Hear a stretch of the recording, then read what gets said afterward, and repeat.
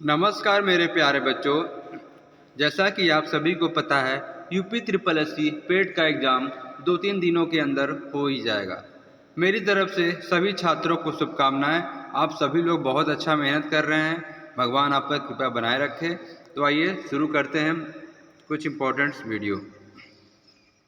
तो सबसे पहला हमारा क्वेश्चन है, कलिंग युद्ध के बाद निम्न में से कितने महाराज अशोक के रूपांतरण को दर्ज किए गया? हमारे पास चार ऑप्शन है, rock edict 2, rock edict 4, rock edict 6 या रॉक एडिक्ट 18। तो हमारा जो ऑप्शन रहेगा डी सही है।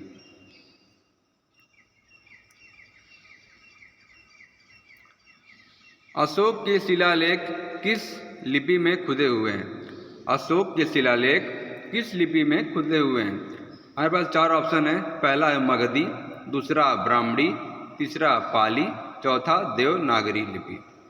तो हमारा इसका करेक्ट आंसर हो जाएगा ब्राह्मी, अर्थात ब्राह्मी जो है अशोक की शिलालेख में लिखे हुए हैं। निम्न में से ये देखते हैं, निम्न में से किसने और कब पहली बार अशोक के शिलालेखों का अर्थ स्पष्ट किया था? हमारे पास चार ऑप्शन है, 1810 हैरी स्मिथ या 1787 जॉन टावर या 1850 चार्ल्स मेटकाफ या 1837 जेम्स प्रिंसेस। तो हमारा करेक्ट आंसर हो जाएगा 1895 जेम्स प्रिंसेस। आइए बच्चों आगे बढ़ते हैं। महरौली में जंग रहित लौह स्तंभ किसने स्थापित किया? महरौली में जंग रहित लौह स्तंभ किसने स्थापित किया? हमारे पास चार ऑप्शन है, गुप्त वंश ने, सातवाहन ने, मौर्य जी ने या कुषाण ने। महरौली में जंग रहित लौह स्तंभ किसने स्थापित किया? तो हमारा करेक्ट आंसर हो जाएगा गुप्त वंश ने। गुप्त वंश ने महरौली में जंग रहित लौह स्तंभ स्थापित किया। आइए बच्चों आगे बढ़ते हैं। अगला हमारा क्वेश्चन है, गुप्त राजा जिसने विक्रमादित्य की पदवी ग्रहण की थी। गुप्त राजा जिसने विक्रमादित्य की पदवी ग्रहण की थी, उनका क्या नाम था? तो हमारे पास चार ऑप्शन है, स्कंदगुप्त, समुद्रगुप्त, चंद्रगुप्त, कुमारगुप्त।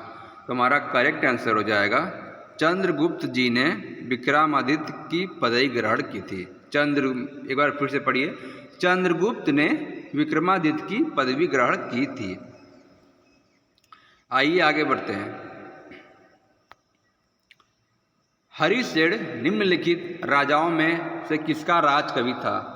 हरिसेन निम्नलिखित राजाओं में से किसका राज कवि था? हमारे पास चार ऑप्शन है, पहला अशोक के या समुद्रगुप्त के, अशोक के या समुद्रगुप्त के या हर्षवर्धन के। तो हमारा करेक्ट आंसर हो जाएगा हरिसेन जो थे वो समुद्रगुप्त के राज कवि थे। हरिसेन जो हैं वो समुद्रगुप्त के राज कवि थे। इसका करेक्ट आंसर हो जाएगा समुद्रगुप्त। लिच्छवी दौहित्र किसे कहते हैं? बहुत ही अच्छा क्वेश्चन है। लिच्छवी दौहित्र किसे कहते हैं? चंद्रगुप्त वन को, स्कंदगुप्त को, कुमारगुप्त को या समुद्रगुप्त को? इसका करेक्ट आंसर हो जाएगा लिच्छवी दौहित्र समुद्रगुप्त को कहते हैं। लिच्छवी दौहित्र समुद्रगुप्त को कहते हैं। निम्नलिखित में से किसको अपनी विजयों के कारण भारत का नेपोलियन कहा जाता है? निम्नलिखित में से किसको अपनी विजयों के कारण भारत का नेपोलियन कहा जाता है? तो भारत के नेपोलियन समुद्रगुप्त को कहा जाता है। बहुत ही इंपॉर्टेंट क्वेश्चन है। निम्नलिखित में से किसको अपनी विजयों के कारण भारत का नेपोलियन कहा जाता है? तो समुद्रगुप्त को अपनी विजयों के कारण भारत का नेपोलियन कहा जाता है। चलिए मेरे प्यारे बच्चों आगे देखते हैं। किस प्रसिद्ध शासकों को शिलालेखों का जनक कहा जाता है? जैसे कि शिलालेखों का जनक सभी को पता होगा, अशोक को कहा जाता है। शिलालेखों का जनक अशोक को कहा जाता है। शिलालेखों का जनक अशोक को कहा जाता है। याद कर लीजिए, एक बार फिर बोलता हूँ, शिलालेखों का जनक अशोक को कहा जाता है। आइए बच्चों आगे देखते हैं।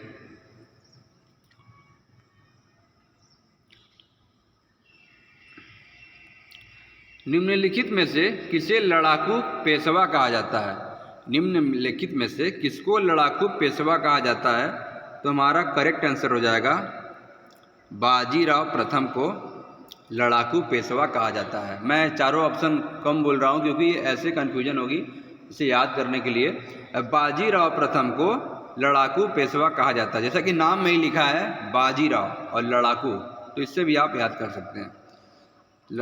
बाजीराव प्रथम को लड़ाकू पेशवा कहा जाता है। आइए मेरे प्यारे बच्चों आगे देखते हैं। नाना साहब के नाम से कौन प्रसिद्ध था? नाना साहब के नाम से कौन प्रसिद्ध था? तो हमारे पास चार ऑप्शन है। पहला बाजीराव प्रथम, दूसरा बालाजी बाजीराव, तीसरा बालाजी बाजीराव या माधव राव। नाना साहब के नाम से हमारे बालाजी बाजीर फेमस थे। नाना जी के नाम से बालाजी बाजीराव फेमस थे। आइए दोस्तों आगे बढ़ते हैं। बहुत ही अच्छा क्वेश्चन है ये वाली। भारत में पुर्तगाली सत्ता की वास्तविक नींव रखने वाले महानतम पुर्तगाल गवर्नर थे। भारत में पुर्तगाली सत्ता की वास्तविक नींव रखने वाले, ये हमारा महानतम पुर्तगाली गवर्नर का नाम पूछ रहा है दोस्तों। इसका करेक्ट आंसर हो जाएगा अल्बुकुर्क जी भारत में पुर्तगाली सत्ता की वास्तविक नींव रखने वाले थे। आइए बच्चों आगे देखते हैं। ब्रिटिश ने पंजाब को निम्नलिखित में से किस सन में अपने राज्य में मिलाया था? चार ऑप्शन है, तो चारों ऑप्शन ना पढ़ के मैं डायरेक्ट 1849 में ब्रिटिश ने पंजाब को अपने राज्य में मिलाया था। फिर एक बार फिर से याद करिए, 1849 में ब्रिटिश ने पंजाब को अपने राज्य में मिलाया था। 1849 में ब्रिटिश ने पंजाब को अपने राज्य में मिलाया था। आइए बच्चों आगे देखते हैं। जैसा कि आपको पता है, ज़्यादा कन्फ्यूजन ना करके मैं आपको केवल आंसर बताऊंगा क्योंकि एग्ज़ाम का दिन बहुत कम बचा है। तो इसमें लिखा है मिलान कीजिए धर्म सुधारक आंदोलन या संस्थापक। मैं बहुविकल्पी ना बोल के डायरेक्ट आंसर बताऊंगा। तो राइट आंसर इसका बी होगा, ये बी राइट आंसर इसका बी होगा। तो बी में हमारे देखेंगे क्या क्या है। तो हमारा हो जाएगा आर्य समाज स्वामी दयानंद सरस्वती, ब्रह्म समाज राजा राम मोहन राय, वेद समाज केशव सेन चंद्र के, और प्रार्थना समाज आत्माराम पांडुरंग जी थे। एक बार फिर से देखते हैं। आर्य समाज दयानंद सरस्वती जी, ब्रह्म समाज राजा राम मोहन राय जी, वेद समाज केशव चंद्र जी, और प्रार्थना समाज आत्माराम पांडुरंग जी थे। चलिए मेरे प्यारे बच्चों आगे देखते हैं। शेर शाह द्वारा, बहुत ही इंपॉर्टेंट क्वेश्चन और ये हमेशा पूछता रहता है।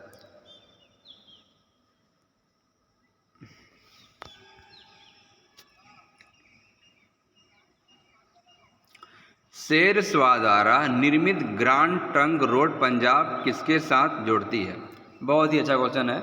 जो हमारा शेर शाह द्वारा जो शेर शाह रूरी मार्ग, जिसे हम ग्रैंड ट्रंक रोड भी कहते हैं, पंजाब को किस राज्य से जोड़ती है? पंजाब के किस? तो इसका करेक्ट आंसर हो जाएगा पूर्व बंगाल। पूर्व बंगाल जो है शेर शाह द्वारा निर्मित ग्रैंड ट्रंक रोड पंजाब के साथ जोड़ती है। अगला हमारा क्वेश्चन है, शेर शाह की मृत्यु कहाँ लड़ते हुए हुई थी? शेर शाह की मृत्यु कहाँ लड़ते हुए थी? शेर शाह की मृत्यु कहाँ लड़ते हुई थी? इसका करेक्ट आंसर हो जाएगा कलिंजर में। कलिंजर में मेरे प्यारे बच्चों, कलिंजर में शेर शाह की मृत्यु लड़ते हुए हुई थी। आइए आगे देखते हैं। एग्ज़ाम के आप सभी लोग पढ़ें, मेहनत करें, स्ट्रेस बिल्कुल भी ना लें। ज़रूर। हर्षवर्धन को किसने पराजित किया था? हर्षवर्धन को किसने पराजित किया था? ज़्यादा ऑप्शन न देके हर्षवर्धन को पुलकेशिन ने पराजित किया था। हर्षवर्धन को पुलकेशिन ने पराजित किया था। हर्षवर्धन को पुलकेशिन ने पराजित किया था। हर्षवर्धन को पुलकेशिन ने पराजित किया था। आइए मेरे प्यारे बच्चों, अगला क्वेश्चन देखते हैं। हर्षवर्धन की आरंभिक राजधानी कहाँ थी? हर्षवर्धन की आरंभिक राजधानी थानेश्वर में थी। हर्षवर्धन की आरंभिक राजधानी थानेश्वर में थी। हर्षवर्धन की आरंभिक राजधानी थानेश्वर में थी। निम्न में से किस प्रतिहार राजा ने प्रमाण की उपलब्धि प्राप्त की थी? निम्न में से किस प्रतिहार राजा ने प्रमाण की उपाधि प्राप्त की थी? इसका करेक्ट आंसर हो जाएगा मिहिर भोज ने। मिहिर भोज ने प्रतिहार प्रमाण की उपाधि प्राप्त की थी। मिहिर भोज ने प्रतिहार प्रमाण की उपाधि प्राप्त की थी। आइए बच्चों आगे देखते हैं। किस शताब्दी में दिल्ली का कुतुब मीनार बनाया गया था? दिल्ली का कुतुब मीनार हमारा 13वीं शताब्दी में बनाया गया था। दिल्ली का कुतुब मीनार 13वीं शताब्दी में बनाया गया था। बहुत ही अच्छा क्वेश्चन है। एक बार फिर देखिए, दिल्ली का जो कुतुब मीनार है वो किस शताब्दी में बनाया गया था? तो दिल्ली का कुतुब मीनार हमारा 13वीं शताब्दी में बनाया गया था। दिल्ली का कुतुब मीनार हमारा 13वीं शताब्दी में बनाया गया था। आइए मेरे प्यारे बच्चों, अगला वीडियो देखते हैं। वे दो वंशज कौन थे?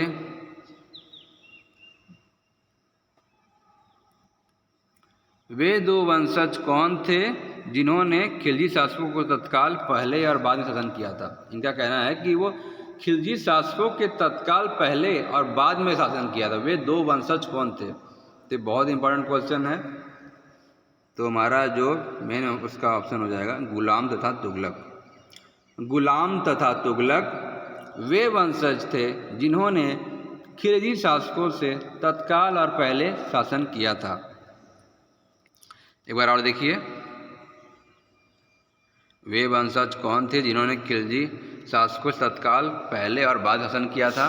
तो करेक्ट आंसर हो जाएगा गुलाम तथा तुगलक वे वंशज थे जिन्होंने खिलजी शासकों से तत्काल पहले बार शासन किया था।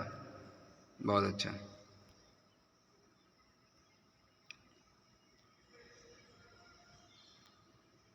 आइए आगे देखते हैं थोड़ा।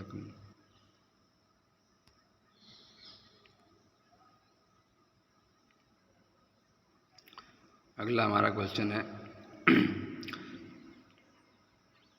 बाजार में विनिमय प्रणाली आरंभ की गई थी कब? किसके शासनकाल में बाजार में विनिमय प्रणाली आरंभ कब की गई थी? किसके शासन में? तो अलाउद्दीन खिलजी द्वारा बाजार में विनिमय प्रणाली आरंभ की गई थी। अलाउद्दीन खिलजी द्वारा बाजार में विनिमय प्रणाली आरंभ की गई थी। मेरे प्यारे बच्चों आगे देखते हैं। भारत में चमड़े का प्रतीक मुद्रा किसने आरंभ किया? भारत में चमड़े की प्रतीक मुद्रा किसने आरंभ की? तो हमारा करेक्ट आंसर हो जाएगा मोहम्मद बिन तुगलक ने चमड़े की प्रतीक मुद्रा आरंभ की थी। मोहम्मद बिन तुगलक ने चमड़े की प्रतीक मुद्रा आरंभ की थी। अगला क्वेश्चन है हमारा लोधी वंश के संस्थापक कौन थे? ये तो बहुत ही इंपॉर्टेंट क्वेश्चन है, ये हम कक्षा 6-7 में भी पढ़े होंगे। लोधी वंश के संस्थापक बहलोल लोधी जी थे। लोधी वंश के संस्थापक बहलोल लोधी जी थे। अगला क्वेश्चन है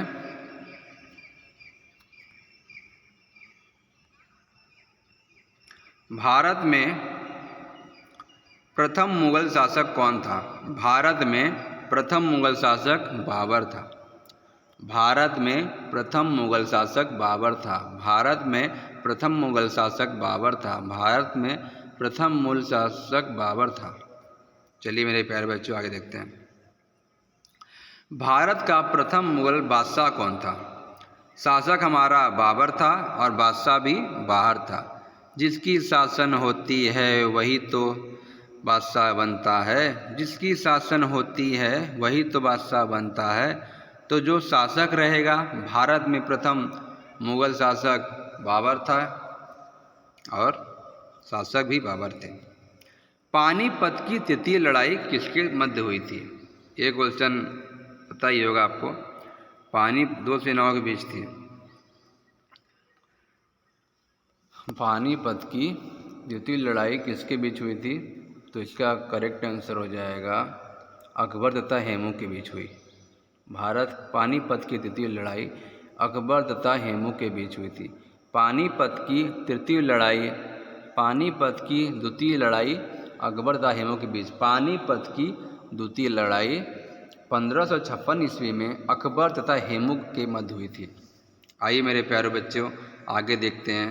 बहुत ही अच्छा क्वेश्चन लाया हूँ। मोती मस्जिद किस नगर में स्थित है? मोती मस्जिद किस नगर में स्थित है? तो मोती मस्जिद हमारा आगरा शहर में मस्जिद है। हम यूपी के हैं दोस्तों, तो आगरा में ही ऐसे ट्रिक कर याद कर सकते हैं। यूपी के हैं तो आगरा में भी मस्जिद फेमस होगी। आइए आगे देखते हैं। महाभारत का फारसी में अनुवाद किसने किया? बहुत ही अच्छा क्वेश्चन है। महाभारत का फारसी भाषा में अनुवाद किसने किया? तो इसका राइट आंसर हो जाएगा बदायूनी ने। बदायूनी ने महाभारत के फारसी का अनुवाद किया था। 44वां क्वेश्चन देखते हैं। निम्नलिखित में से कौन जिंदा पीर के भी नाम से जाना जाता है? जिंदा पीर के नाम से औरंगजेब जाना जाता है। जिंदा पीर के नाम से औरंगजेब, जिंदा पीर औरंगजेब के नाम जाना जाता है। आइए मेरे प्यारे बच्चों, अगला क्वेश्चन देखते हैं। अकबर के दरबार में प्रसिद्ध संगीतकार तानसेन का मूल नाम था। अकबर के दरबार में तानसेन संगीतकार का मूल नाम क्या था? रामतनु पांडे जो हमारा उनका मूल नाम था। अकबर के दरबार में प्रसिद्ध संगीतकार जो थे रामतनु पांडे उनका मूल नाम था, लेकिन राजा ने उनका नाम तानसेन रखवा दिया था। मूल नाम रामतनु पांडे थे। चलिए आगे बढ़ते। दिन ए इलाही धर्म निम्नलिखित इसके द्वारा शुरू किया गया। दीन ए इलाही धर्म निम्नलिखित अकबर के द्वारा दीन ए इलाही धर्म अकबर के द्वारा शुरू किया। आइए बच्चों आगे देखते हैं। मोती मस्जिद हो गया। जिंदा पीर हमारा हो गया औरंगजेब के नाम से, जिंदा पीर औरंगजेब। नाना फडणवीस का मूल नाम क्या था? नाना फडणवीस का मूल नाम बालाजी जनार्दन भानु था। नानाजी फडणवीस का मूल नाम बालाजी जनार्दन भानु था। शिवाजी के गुरु कौन थे? शिवाजी के गुरु रामदास थे। शिवाजी के गुरु रामदास थे। शिवाजी के गुरु रामदास थे। सिंधु घाटी की सभ्यता के निम्नलिखित स्थानों में से कौन सा स्थान सिंधु नदी के किनारे बसा है? सिंधु नदी किनारे मोहनजोदड़ो बसा है। सिंधु घाटी की सभ्यता की लिपि कौन सी? सिंधु घाटी की सभ्यता की लिपि अज्ञात है। वैदिक आर्यों का प्रमुख भोजन क्या था? वैदिक आर्यों का प्रमुख भोजन दूध और इससे बने हुए उत्पाद थे। आप सभी को यूपी SSSC पेट की हार्दिक शुभकामनाएं। कोशिश रहेगी अच्छी वीडियो लाता रहूं और आपको हर टॉपिक की वीडियो लाऊं, आपका हर माइंड क्लियर करूं। दोस्तों, इसी प्रकार मैं अपना वीडियो ख़त्म करता हूं। आप सभी को बहुत बहुत शुभकामनाएं। भगवान आपकी हर मनोकामना पूरी करे, एग्ज़ाम क्वालिफाई कराए। लास्ट में सभी को धन्यवाद कहता हूं।